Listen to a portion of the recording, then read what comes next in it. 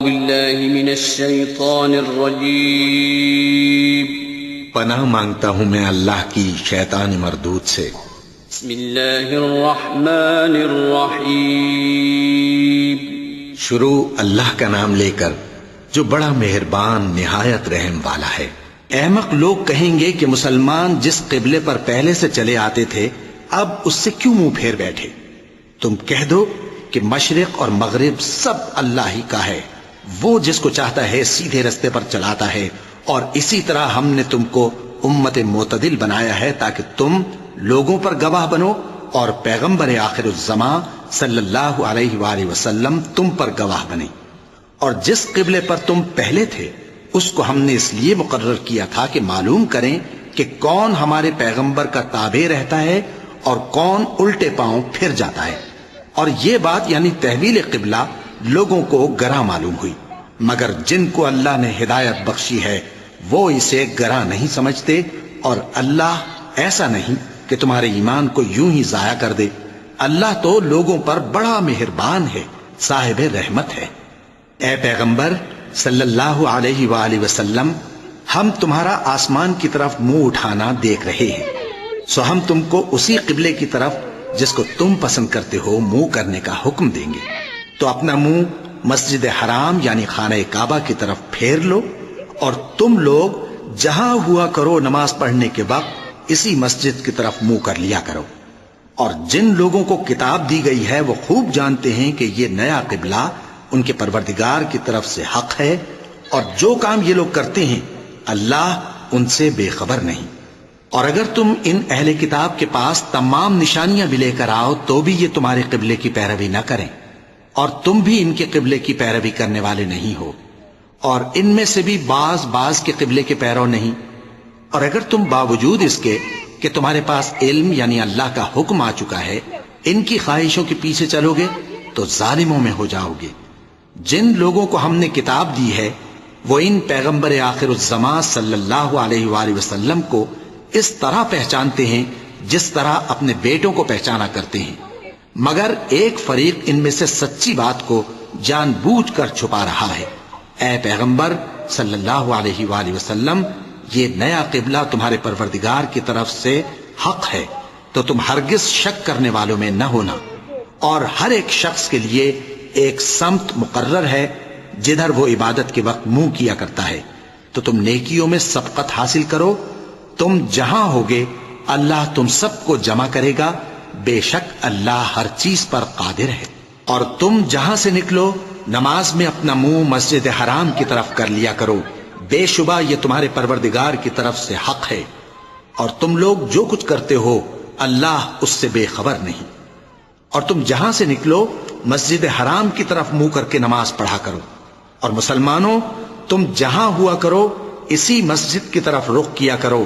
یہ تاکید اس لیے کی گئی ہے کہ لوگ تم کو کسی طرح کا الزام نہ دے سکیں، مگر ان میں سے جو ظالم ہیں وہ الزام دیں تو دیں، سو ان سے مت ڈرنا اور مجھی سے ڈرتے رہنا۔ اور یہ بھی مقصود ہے کہ میں تم کو اپنی تمام نعمتیں بخشوں، اور یہ بھی کہ تم راہ راست پر چلو۔ جس طرح من جملہ اور نعمتوں کے ہم نے تمہیں میں سے ایک رسول بھیجے ہیں جو تم کو ہماری آیتیں پڑھ پڑھ کر سناتے اور تمہیں پاک بناتے، اور کتاب یعنی قرآن اور دانائی سکھاتے ہیں، اور ایسی باتیں بتاتے ہیں جو تم پہلے نہیں جانتے تھے۔ سو تم مجھے یاد کیا کرو، میں تمہیں یاد کیا کروں گا، اور میرا احسان مانتے رہنا اور میری ناشکری نہ کرنا۔ اے ایمان والو، صبر اور نماز سے مدد لیا کرو، بے شک اللہ صبر کرنے والوں کے ساتھ ہے۔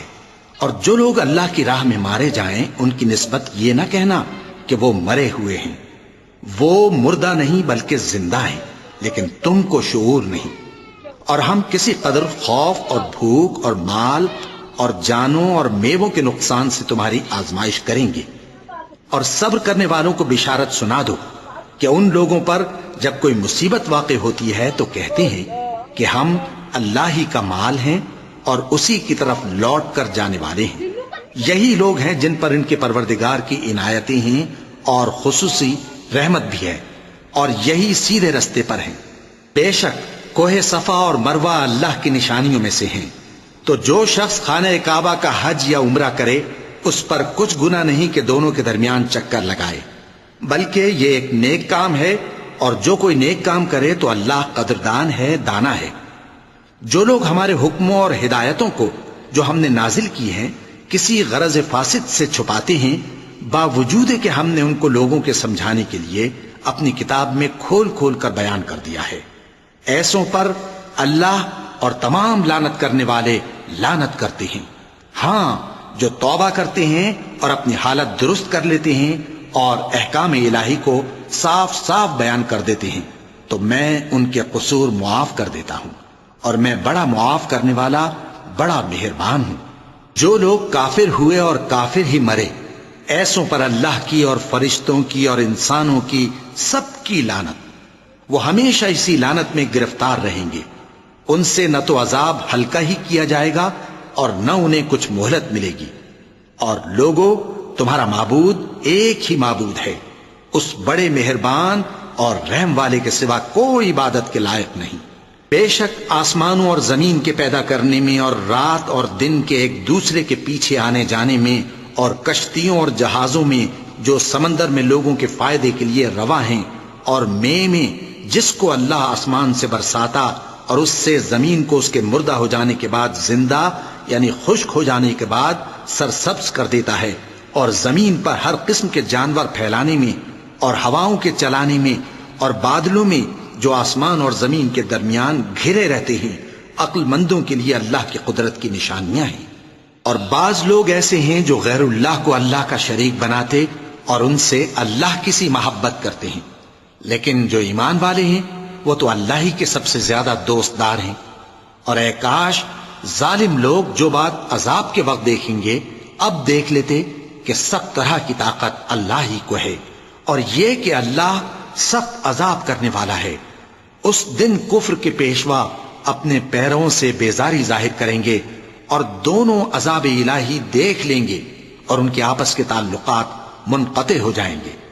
یہ حال دیکھ کر پیروی کرنے والے حسرت سے کہیں گے کہ اے کاش ہمیں پھر دنیا میں جانا نصیب ہو، تاکہ جس طرح یہ ہم سے بیزار ہو رہے ہیں اسی طرح ہم بھی ان سے بیزار ہوں۔ اس طرح اللہ ان کے اعمال حسرت بنا کر دکھائے گا اور وہ دوزخ سے نکل نہیں سکیں گے۔ لوگوں، جو چیزیں زمین میں حلال طیب ہیں وہ کھاؤ، اور شیطان کے قدموں پر نہ چلو، وہ تمہارا کھلا دشمن ہے۔ وہ تو تم کو برائی اور بے حیائی ہی کے کام کرنے کو کہتا ہے، اور یہ بھی کہ اللہ کی نسبت ایسی باتیں کہو جن کا تمہیں کچھ بھی علم نہیں۔ اور جب ان لوگوں سے کہا جاتا ہے کہ جو کتاب اللہ نے نازل فرمائی ہے اس کی پیروی کرو، تو کہتے ہیں نہیں، بلکہ ہم تو اسی چیز کی پیروی کریں گے جس پر ہم نے اپنے باپ دادا کو پایا۔ بھلا اگرچہ ان کے باپ دادا نہ کچھ سمجھتے ہوں اور نہ سیدھے رستے پر ہوں، تب بھی وہ انہی کی تقلید کیے جائیں گے۔ جو لوگ کافر ہیں ان کی مثال اس شخص کی سی ہے جو کسی ایسی چیز کو آواز دے جو پکار اور آواز کے سوا کچھ سن نہ سکے۔ یہ بہرے ہیں، گونگے ہیں، اندھے ہیں کہ کچھ سمجھ ہی نہیں سکتے۔ اے اہل ایمان، جو پاکیزہ چیزیں ہم نے تم کو عطا فرمائی ہیں ان کو کھاؤ، اور اگر اللہ ہی کے بندے ہو تو اس کی نعمتوں کا شکر بھی ادا کرو۔ اس نے تو تم پر بس مرا ہوا جانور اور لہو اور سور کا گوشت اور جس چیز پر اللہ کے سوا کسی اور کا نام پکارا جائے حرام کر دیا ہے۔ ہاں، جو مجبور ہو جائے بشرطے کہ اللہ کی نافرمانی نہ کرے اور حد ضرورت سے باہر نہ نکل جائے، اس پر کچھ گناہ نہیں۔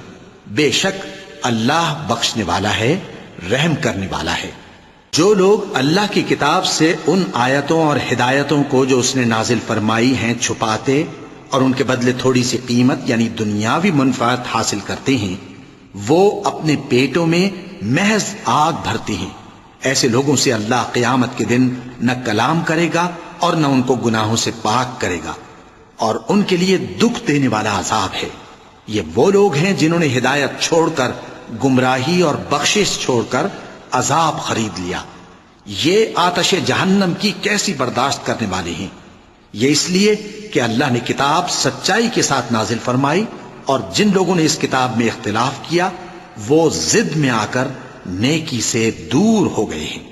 نیکی یہی نہیں کہ تم مشرق و مغرب کو قبلہ سمجھ کر ان کی طرف منہ کر لو، بلکہ نیکی یہ ہے کہ لوگ اللہ پر اور روز آخر پر اور فرشتوں پر اور اللہ کی کتاب پر اور پیغمبروں پر ایمان لائیں، اور مال باوجود عزیز رکھنے کے رشتہ داروں اور یتیموں اور محتاجوں اور مسافروں اور مانگنے والوں کو دیں، اور گردنوں کے چھڑانے میں خرچ کریں، اور نماز پڑھیں اور زکوٰۃ دیں، اور جب عہد کر لیں تو اس کو پورا کریں، اور سختی اور تکلیف میں اور جنگ کے وقت ثابت قدم رہیں۔ یہی لوگ ہیں جو ایمان میں سچے ہیں، اور یہی ہیں جو اللہ سے ڈرنے والے ہیں۔ مومنوں، تم کو مقتولوں کے بارے میں قصاص یعنی خون کے بدلے خون کا حکم دیا جاتا ہے، اس طرح پر کہ آزاد کے بدلے آزاد مارا جائے، اور غلام کے بدلے غلام، اور عورت کے بدلے عورت۔ اور اگر قاتل کو اس کے مقتول بھائی کے قصاص میں سے کچھ معاف کر دیا جائے تو وارث مقتول کو پسندیدہ طریق سے قرارداد کی پیروی یعنی مطالبہ خون بہا کرنا اور قاتل کو خوشخوئی کے ساتھ ادا کرنا چاہیے۔ یہ تمہارے پروردگار کی طرف سے تمہارے لیے آسانی اور مہربانی ہے۔ اب جو اس کے بعد زیادتی کرے اس کے لیے دکھ کا عذاب ہے۔ اور اے اہل عقل، حکم قصاص میں تمہاری زندگانی ہے کہ تم قتل و خونریزی سے بچو۔ تم پر فرض کیا جاتا ہے کہ جب تم میں سے کسی کو موت کا وقت آ جائے تو اگر وہ کچھ مال چھوڑ جانے والا ہو تو ماں باپ اور رشتہ داروں کے لیے دستور کے مطابق وصیت کر جائے۔ اللہ سے ڈرنے والوں پر یہ ایک حق ہے۔ پھر جو شخص وصیت کو سننے کے بعد اس کو بدل ڈالے تو اس کے بدلنے کا گناہ انہی لوگوں پر ہے جو اس کو بدلیں، اور بے شک اللہ سنتا جانتا ہے۔ اب اگر کسی کو وصیت کرنے والے کی طرف سے کسی وارث کی طرفداری یا حق تلفی کا اندیشہ ہو تو اگر وہ وصیت کو بدل کر وارثوں میں صلح کرا دے تو اس پر کچھ گناہ نہیں، بے شک اللہ بخشنے والا ہے، رحم والا ہے۔ مومنوں، تم پر روزے فرض کیے گئے ہیں جس طرح تم سے پہلے لوگوں پر فرض کیے گئے تھے تاکہ تم پرہیزگار بنو۔ روزوں کے دن گنتی کے چند روز ہیں، تو جو شخص تم میں سے بیمار ہو یا سفر میں ہو تو دوسرے دنوں میں روزوں کا شمار پورا کر لے۔ اور جو لوگ روزہ رکھنے کی طاقت رکھیں لیکن رکھیں نہیں، وہ روزے کے بدلے محتاج کو کھانا کھلا دیں۔ اور جو کوئی اپنی مرضی سے زیادہ نیکی کرے تو اس کے حق میں زیادہ اچھا ہے، اور اگر سمجھو تو روزہ رکھنا ہی تمہارے حق میں بہتر ہے۔ روزوں کا مہینہ رمضان کا مہینہ ہے جس میں قرآن اول نازل ہوا، جو لوگوں کا رہنما ہے اور جس میں ہدایت کی کھلی نشانیاں ہیں اور جو حق و باطل کو الگ الگ کرنے والا ہے۔ تو جو کوئی تم میں سے اس مہینے میں موجود ہو چاہیے کہ پورے مہینے کے روزے رکھے، اور جو بیمار ہو یا سفر میں ہو تو دوسرے دنوں میں روزے رکھ کر ان کا شمار پورا کر لے۔ اللہ تمہارے حق میں آسانی چاہتا ہے اور سختی نہیں چاہتا، اور یہ آسانی کا حکم اس لیے دیا گیا ہے کہ تم روزوں کا شمار پورا کر لو، اور اس احسان کے بدلے کہ اللہ نے تم کو ہدایت بخشی ہے تم اس کو بزرگی سے یاد کرو اور اس کا شکر کرو۔ اور اے پیغمبر، جب تم سے میرے بندے میرے بارے میں دریافت کریں تو انہیں معلوم ہو کہ میں تو تمہارے پاس ہی ہوں۔ جب کوئی پکارنے والا مجھے پکارتا ہے تو میں اس کی دعا قبول کرتا ہوں۔ تو ان کو چاہیے کہ میرے حکموں کو مانیں اور مجھ پر ایمان رکھیں تاکہ نیک رستہ پائیں۔ روزوں کی راتوں میں تمہارے لیے اپنی عورتوں کے پاس جانا جائز کر دیا گیا ہے، وہ تمہاری پوشاک ہیں اور تم ان کی پوشاک ہو۔ اللہ کو معلوم ہے کہ تم ان کے پاس جانے سے اپنے حق میں خیانت کرتے تھے، سو اس نے تم پر مہربانی کی اور تمہاری حرکات سے درگزر فرمائی، تو اب تم کو اختیار ہے کہ ان سے مباشرت کرو۔ اور اللہ نے جو چیز تمہارے لیے لکھ رکھی ہے یعنی اولاد، اس کو اللہ سے طلب کرو اور کھاؤ اور پیو، یہاں تک کہ صبح کی سفید دھاری رات کی سیاہ دھاری سے الگ نظر آنے لگے۔ پھر روزہ رکھ کر رات تک پورا کرو، اور جب تم مسجدوں میں اعتکاف بیٹھتے ہو تو ان سے مباشرت نہ کرو، یہ اللہ کی حدیں ہیں، ان کے پاس نہ جانا۔ اسی طرح اللہ اپنی آیتیں لوگوں کے سمجھانے کے لیے کھول کھول کر بیان فرماتا ہے تاکہ وہ پرہیزگار بنے۔ اور آپس میں ایک دوسرے کا مال ناحق نہ کھاؤ، اور نہ اس کو رشوتاً حاکموں کے پاس پہنچاؤ تاکہ لوگوں کے مال کا کچھ حصہ ناجائز طور پر کھا جاؤ، اور اسے تم جانتے بھی ہو۔ اے پیغمبر، لوگ تم سے نئے چاند کے بارے میں دریافت کرتے ہیں کہ گھٹتا بڑھتا کیوں ہے۔ کہہ دو کہ وہ لوگوں کے کاموں کی میعادیں اور حج کے وقت معلوم ہونے کا ذریعہ ہے، اور نیکی اس بات میں نہیں کہ احرام کی حالت میں گھروں میں ان کے پچھواڑے کی طرف سے آؤ، بلکہ نیکوکار وہ ہے جو پرہیزگار ہو، اور گھروں میں ان کے دروازوں سے آیا کرو، اور اللہ سے ڈرتے رہو تاکہ کامیاب ہو جاؤ۔ اور جو لوگ تم سے لڑتے ہیں تم بھی اللہ کی راہ میں ان سے لڑو، مگر زیادتی نہ کرنا، کہ اللہ زیادتی کرنے والوں کو دوست نہیں رکھتا۔ اور ان کو جہاں پاؤ قتل کر دو، اور جہاں سے انہوں نے تم کو نکالا ہے یعنی مکے سے، وہاں سے تم بھی ان کو نکال دو۔ اور دین سے گمراہ کرنے کا فساد قتل و خونریزی سے کہیں بڑھ کر ہے۔ اور جب تک وہ تم سے مسجد حرام یعنی خانہ کعبہ کے پاس نہ لڑیں تم بھی وہاں ان سے نہ لڑنا۔ ہاں اگر وہ تم سے لڑیں تو تم ان کو قتل کر ڈالو، کافروں کی یہی سزا ہے۔ پھر اگر وہ باز آ جائیں تو اللہ بخشنے والا ہے، رحم کرنے والا ہے۔ اور ان سے اس وقت تک لڑتے رہنا کہ فساد نابود ہو جائے اور ملک میں اللہ ہی کا دین غالب ہو جائے۔ پھر اگر وہ فساد سے باز آ جائیں تو ظالموں کے سوا کسی پر زیادتی نہیں کرنی چاہیے۔ ادب کا مہینہ ادب کے مہینے کے مقابل ہے، اور ادب کی چیزیں ایک دوسرے کا بدلہ ہیں۔ پس اگر کوئی تم پر زیادتی کرے تو جیسی زیادتی وہ تم پر کرے ویسی ہی تم اس پر کرو، اور اللہ سے ڈرتے رہو اور جان رکھو کہ اللہ ڈرنے والوں کے ساتھ ہے۔ اور اللہ کی راہ میں مال خرچ کرو اور اپنے آپ کو ہلاکت میں نہ ڈالو، اور نیکی کرو، بے شک اللہ نیکی کرنے والوں کو دوست رکھتا ہے۔ اور اللہ کی خوشنودی کے لیے حج اور عمرے کو پورا کرو، اور اگر راستے میں روک لیے جاؤ تو جیسی قربانی میسر ہو کر دو، اور جب تک قربانی اپنے مقام پر نہ پہنچ جائے سر نہ منڈاؤ۔ اور اگر کوئی تم میں بیمار ہو یا اس کے سر میں کسی طرح کی تکلیف ہو تو اگر وہ سر منڈا لے تو اس کے بدلے روزے رکھے یا صدقہ دے یا قربانی کرے۔ پھر جب تکلیف دور ہو کر تم مطمئن ہو جاؤ تو جو تم میں حج کے وقت تک عمرے سے فائدہ اٹھانا چاہے وہ جیسی قربانی میسر ہو کرے، اور جس کو قربانی نہ ملے وہ 3 روزے ایام حج میں رکھے اور 7 جب واپس ہو، یہ پورے 10 ہوئے۔ یہ حکم اس شخص کے لیے ہے جس کے اہل و عیال مکے میں نہ رہتے ہوں۔ اور اللہ سے ڈرتے رہو اور جان رکھو کہ اللہ سخت عذاب دینے والا ہے۔ حج کے مہینے معین ہیں جو معلوم ہیں، تو جو شخص ان مہینوں میں حج کی نیت کر لے تو حج کے دنوں میں نہ عورتوں سے اختلاط کرے، نہ کوئی برا کام کرے اور نہ کسی سے جھگڑے۔ اور جو نیک کام تم کرو گے وہ اللہ کو معلوم ہو جائے گا۔ اور زاد راہ یعنی رستے کا خرچ ساتھ لے جاؤ، کیونکہ بہترین زاد راہ پرہیزگاری ہے۔ اور اے اہل عقل مجھی سے ڈرتے رہو، اس کا تمہیں کچھ گناہ نہیں کہ حج کے دنوں میں بذریعہ تجارت اپنے پروردگار سے روزی طلب کرو۔ اور جب عرفات سے واپس ہونے لگو تو مشعر حرام یعنی مزدلفہ میں اللہ کا ذکر کرو، اور اس طرح ذکر کرو جس طرح اس نے تم کو سکھایا، اور اس سے پیشتر تم لوگ ان طریقوں سے محض ناواقف تھے۔ پھر جہاں سے اور لوگ واپس ہوں وہیں سے تم بھی واپس ہو، اور اللہ سے بخشش مانگو، بے شک اللہ بخشنے والا ہے، رحمت کرنے والا ہے۔ پھر جب حج کے تمام ارکان پورے کر چکو تو مینا میں اللہ کو یاد کرو جس طرح اپنے باپ دادا کو یاد کیا کرتے تھے، بلکہ اس سے بھی زیادہ۔ اور بعض لوگ ایسے ہیں جو اللہ سے التجا کرتے ہیں کہ اے پروردگار ہم کو جو دینا ہے دنیا ہی میں دے دے، اور ایسے لوگوں کا آخرت میں کچھ حصہ نہیں۔ اور بعض ایسے ہیں کہ دعا کرتے ہیں کہ پروردگار ہم کو دنیا میں بھی نعمت عطا فرما اور آخرت میں بھی نعمت بخشیو اور دوزخ کے عذاب سے محفوظ رکھیو۔ یہی لوگ ہیں جن کے لیے ان کے کاموں کا حصہ یعنی اجر نیک تیار ہے، اور اللہ جلد حساب لینے والا ہے۔ اور قیام منا کے دنوں میں جو گنتی کے دن ہیں اللہ کو یاد کرو، اگر کوئی جلدی کرے اور 2 ہی دن میں چل دے تو اس پر بھی کچھ گناہ نہیں، اور جو بات تک ٹھہرا رہے اس پر بھی کچھ گناہ نہیں۔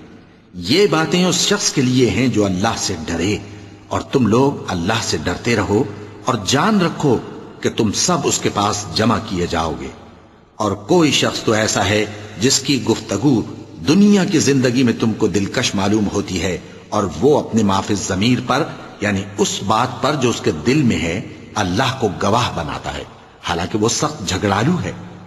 اور جب پیٹ پھیر کر چلا جاتا ہے تو زمین میں دوڑتا پھرتا ہے تاکہ اس میں فتنہ انگیزی کرے اور کھیتی کو برباد اور انسانوں اور حیوانوں کی نسل کو نابود کر دے، اور اللہ فتنہ انگیزی کو پسند نہیں کرتا۔ اور جب اس سے کہا جاتا ہے کہ اللہ سے خوف کر تو غرور اس کو گناہ میں پھنسا دیتا ہے، سو اس کو جہنم کافی ہے اور وہ بہت برا ٹھکانہ ہے۔ اور کوئی شخص ایسا ہے کہ اللہ کی خوشنودی حاصل کرنے کے لیے اپنی جان بیچ ڈالتا ہے، اور اللہ بندوں پر بہت مہربان ہے۔ مومنو، اسلام میں پورے پورے داخل ہو جاؤ اور شیطان کے پیچھے نہ چلو، وہ تو تمہارا کھلا دشمن ہے۔ پھر اگر تم احکام روشن پہنچ جانے کے بعد لڑکھڑا جاؤ تو جان رکھو کہ اللہ غالب ہے، حکمت والا ہے۔ کیا یہ لوگ اسی بات کے منتظر ہیں کہ ان پر اللہ کا عذاب بادل کے سائبانوں میں آ نازل ہو اور فرشتے بھی اتر آئیں اور کام تمام کر دیا جائے؟ اور سب کاموں کا رجوع اللہ ہی کی طرف ہے۔ اے پیغمبر، بنی اسرائیل سے پوچھو کہ ہم نے ان کو کتنی کھلی نشانیاں دیں، اور جو شخص اللہ کی نعمت کو اپنے پاس آنے کے بعد بدل دے تو اللہ سخت عذاب کرنے والا ہے۔ اور جو کافر ہیں ان کے لیے دنیا کی زندگی خوشنما کر دی گئی ہے اور وہ مومنوں سے تمسخر کرتی ہیں، لیکن جو پرہیزگار ہیں وہ قیامت کے دن ان سے اوپر ہوں گے۔ اور اللہ جس کو چاہتا ہے بے حساب رزق دیتا ہے۔ پہلے تو سب لوگوں کا ایک ہی مذہب تھا، لیکن وہ آپس میں اختلاف کرنے لگے تو اللہ نے ان کی طرف بشارت دینے والے اور ڈر سنانے والے پیغمبر بھیجے اور ان پر سچائی کے ساتھ کتابیں نازل کی تاکہ جن امور میں لوگ اختلاف کرتے تھے ان کا ان میں فیصلہ کر دے۔ اور اس میں اختلاف بھی انہی لوگوں نے کیا جن کو کتاب دی گئی تھی، باوجود کہ ان کے پاس کھلے ہوئے احکام آ چکے تھے، اور یہ اختلاف انہوں نے صرف آپس کی ضد سے کیا۔ تو جس امر حق میں وہ اختلاف کرتے تھے اللہ نے اپنی مہربانی سے مومنوں کو اس کی راہ دکھا دی، اور اللہ جس کو چاہتا ہے سیدھا رستہ دکھا دیتا ہے۔ کیا تم یہ خیال کرتے ہو کہ یوں ہی بہشت میں داخل ہو جاؤ گے؟ اور ابھی تم کو پہلے لوگوں کی سی مشکلیں تو پیش آئی ہی نہیں، ان کو بڑی بڑی سختیاں اور تکلیفیں پہنچیں اور وہ صعوبتوں میں ہلا ہلا دیے گئے، یہاں تک کہ پیغمبر اور مومن لوگ جو ان کے ساتھ تھے سب پکار اٹھے کہ کب اللہ کی مدد آئے گی۔ دیکھو اللہ کی مدد ان قریب آیا چاہتی ہے۔ اے نبی، لوگ تم سے پوچھتے ہیں کہ اللہ کی راہ میں کس طرح کا مال خرچ کریں۔ کہہ دو کہ جو چاہو خرچ کرو، لیکن جو مال خرچ کرنا چاہو وہ درجہ بدرجہ اہل استحقاق یعنی ماں باپ کو اور قریب کے رشتہ داروں کو اور یتیموں کو اور محتاجوں کو اور مسافروں کو سب کو دو، اور جو بھلائی تم کرو گے اللہ اس کو جانتا ہے۔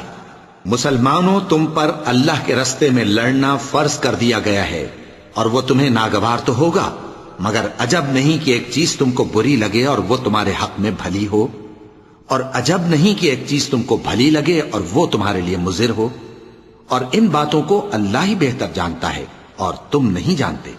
اے پیغمبر، لوگ تم سے عزت والے مہینوں میں لڑائی کرنے کے بارے میں دریافت کرتے ہیں، کہہ دو کہ ان میں لڑنا بڑا گناہ ہے، اور اللہ کی راہ سے روکنا اور اس سے کفر کرنا اور مسجد حرام یعنی خانہ کعبہ میں جانے سے بند کرنا اور اہل مسجد کو اس میں سے نکال دینا جو یہ کفار کرتے ہیں، اللہ کے نزدیک اس سے بھی زیادہ گناہ ہے، اور فتنہ انگیزی خون ریزی سے بھی بڑھ کر ہے۔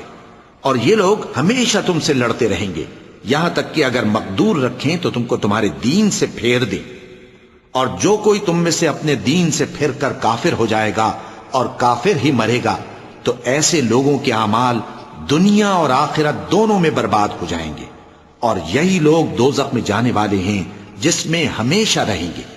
جو لوگ ایمان لائے اور اللہ کے لیے وطن چھوڑ گئے اور کفار سے جنگ کرتے رہے وہی اللہ کی رحمت کے امیدوار ہیں، اور اللہ بخشنے والا ہے، رحمت کرنے والا ہے۔ اے پیغمبر، لوگ تم سے شراب اور جوئے کا حکم دریافت کرتے ہیں، کہہ دو کہ ان میں گناہ بڑے ہیں اور لوگوں کے لیے کچھ فائدے بھی ہیں، مگر ان کے گناہ فائدوں سے کہیں زیادہ ہیں۔ اور یہ بھی تم سے پوچھتے ہیں کہ اللہ کی راہ میں کون سا مال خرچ کریں، کہہ دو کہ جو ضرورت سے زیادہ ہو. اس طرح اللہ تمہارے لیے اپنے احکام کھول کھول کر بیان فرماتا ہے تاکہ تم سوچو، یعنی دنیا اور آخرت کی باتوں میں غور کرو. اور تم سے یتیموں کے بارے میں بھی دریافت کرتے ہیں، کہہ دو کہ ان کی حالت کی اصلاح بہت اچھا کام ہے، اور اگر تم ان سے مل جل کر رہنا یعنی خرچ اکٹھا رکھنا چاہو تو وہ تمہارے بھائی ہیں، اور اللہ خوب جانتا ہے کہ خرابی کرنے والا کون ہے اور اصلاح کرنے والا کون. اور اگر اللہ چاہتا تو تم کو تکلیف میں ڈال دیتا، بے شک اللہ غالب ہے، حکمت والا ہے.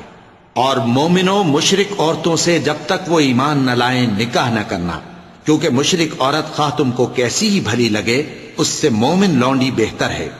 اور اسی طرح مشرک مرد جب تک ایمان نہ لائیں مومن عورتوں کو ان کی زوجیت میں نہ دینا، کیونکہ مشرک مرد سے خواہ وہ تم کو کیسا ہی بھلا لگے مومن غلام بہتر ہے. یہ مشرک لوگوں کو دوزخ کی طرف بلاتے ہیں، اور اللہ اپنی مہربانی سے بہشت اور بخشش کی طرف بلاتا ہے، اور اپنے حکم لوگوں سے کھول کھول کر بیان کرتا ہے تاکہ نصیحت حاصل کریں. اور تم سے حیض کے بارے میں دریافت کرتے ہیں، کہہ دو وہ تو نجاست ہے، سو ایام حیض میں عورتوں سے کنارہ کش رہو، اور جب تک وہ پاک نہ ہو جائیں ان سے مقاربت نہ کرو.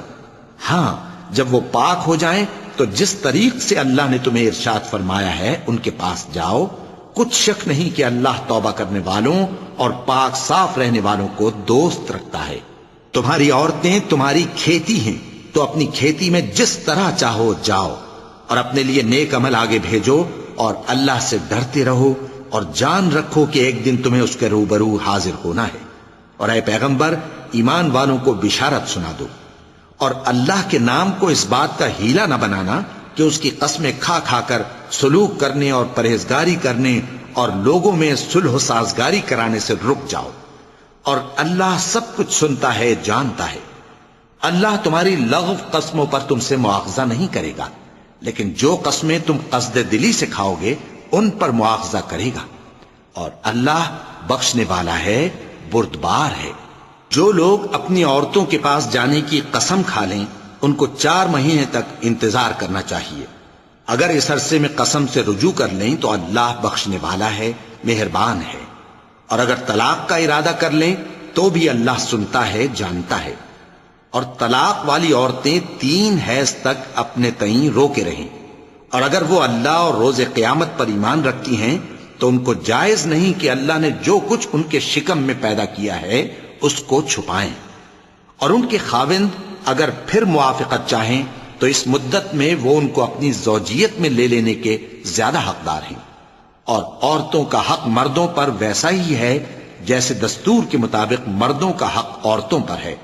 البتہ مردوں کو عورتوں پر 1 درجہ فضیلت ہے، اور اللہ غالب ہے، صاحب حکمت ہے. طلاق صرف 2 بار ہے، یعنی جب 2 دفعہ طلاق دے دی جائے تو پھر عورتوں کو یا تو بطریق شائستہ نکاح میں رہنے دینا ہے یا بھلائی کے ساتھ چھوڑ دینا.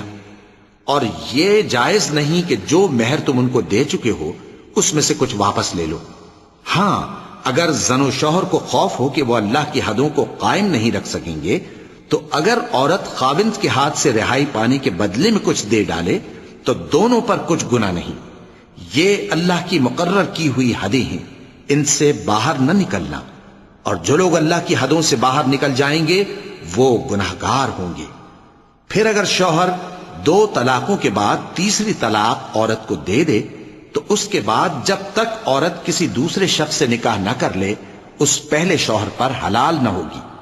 ہاں اگر دوسرا خاوند بھی طلاق دے دے اور عورت اور پہلا خاوند پھر ایک دوسرے کی طرف رجوع کر لیں تو ان پر کچھ گناہ نہیں، بشرطے کہ دونوں یقین کریں کہ اللہ کی حدوں کو قائم رکھ سکیں گے.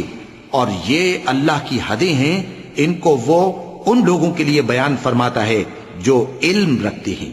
اور جب تم عورتوں کو 2 دفعہ طلاق دے چکو اور ان کی عدت پوری ہو جائے تو انہیں یا تو حسن سلوک سے نکاح میں رہنے دو یا بطریق شائستہ رخصت کر دو. اور اس نیت سے ان کو نکاح میں نہ رہنے دینا چاہیے کہ انہیں تکلیف دو اور ان پر زیادتی کرو. اور جو ایسا کرے گا وہ اپنا ہی نقصان کرے گا. اور اللہ کے احکام کو ہنسی اور کھیل نہ بناؤ.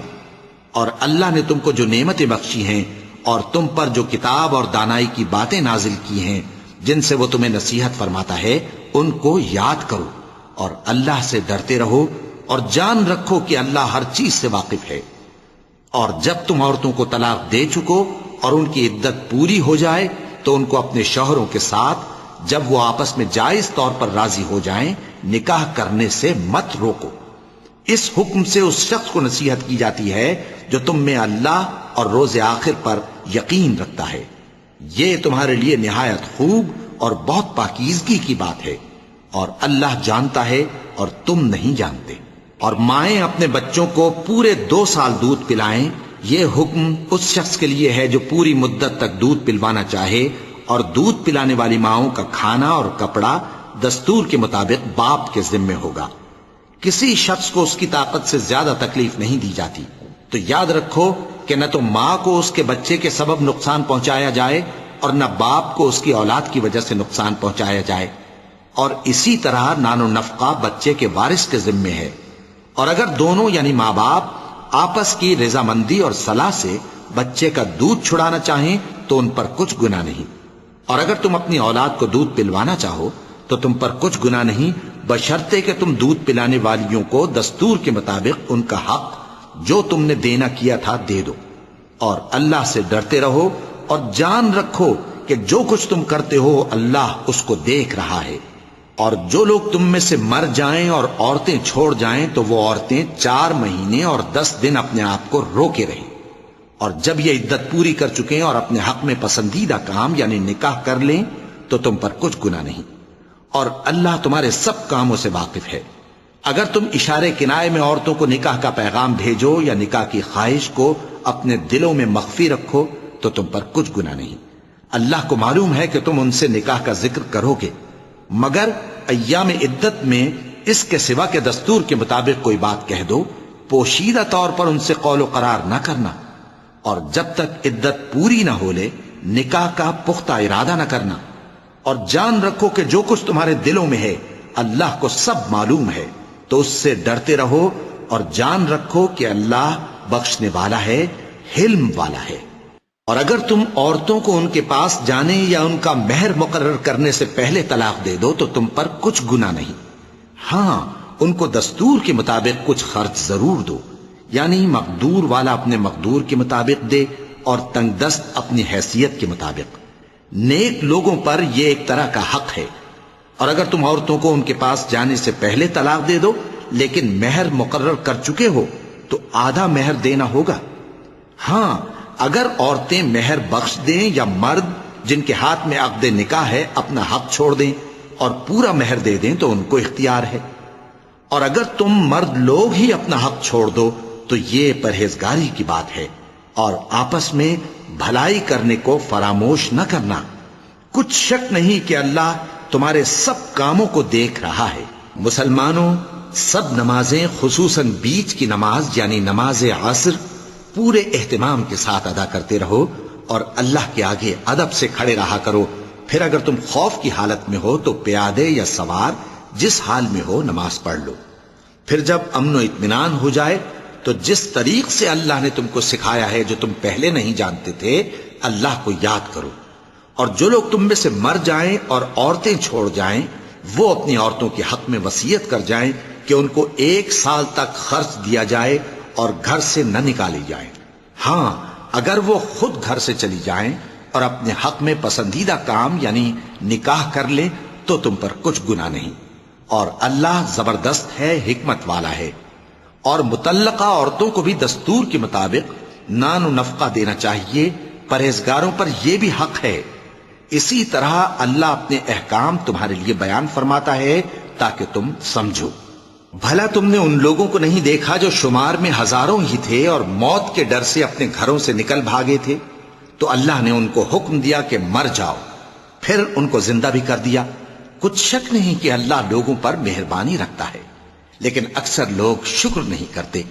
اور مسلمانوں، اللہ کی راہ میں جہاد کرو اور جان رکھو کہ اللہ سب کچھ سنتا ہے، سب کچھ جانتا ہے۔ کون ہے کہ اللہ کو قرض حسنہ دے کہ وہ اس کے بدلے اس کو کئی گنا زیادہ دے گا، اور اللہ ہی روزی کو تنگ کرتا اور وہی اسے کشادہ کرتا ہے، اور تم اسی کی طرف لوٹ کر جاؤ گے۔ بھلا تم نے بنی اسرائیل کی ایک جماعت کو نہیں دیکھا جس نے موسیٰ کے بعد اپنے پیغمبر سے کہا کہ آپ ہمارے لیے ایک بادشاہ مقرر کر دیں تاکہ ہم اللہ کی راہ میں جہاد کریں؟ پیغمبر نے کہا کہ اگر تم کو جہاد کا حکم دیا جائے تو ایسا تو نہیں کہ لڑنے سے پہلو تہی کرو۔ وہ کہنے لگے کہ ہم اللہ کی راہ میں کیوں نہ لڑیں گے جبکہ ہم وطن سے خارج اور بال بچوں سے جدا کر دیے گئے۔ پھر جب ان کو جہاد کا حکم دیا گیا تو چند اشخاص کے سوا سب پھر گئے، اور اللہ ظالموں سے خوب واقف ہے۔ اور پیغمبر نے ان سے یہ بھی کہا کہ اللہ نے تم پر طالوت کو بادشاہ مقرر فرمایا ہے۔ وہ بولے کہ اسے ہم پر بادشاہی کا حق کیوں کر ہو سکتا ہے؟ اس سے بڑھ کر بادشاہی کے مستحق تو ہم ہیں، اور اس کے پاس تو بہت سی دولت بھی نہیں۔ پیغمبر نے کہا کہ اللہ نے اس کو تم پر فضیلت دی ہے اور بادشاہی کے لیے منتخب فرمایا ہے۔ اس نے اسے علم بھی بہت سا بخشا ہے اور تن و توش بھی بڑا عطا کیا ہے، اور اللہ کو اختیار ہے جسے چاہے بادشاہی بخشے، وہ بڑا کشائش والا ہے، دانا ہے۔ وَلَقَدْ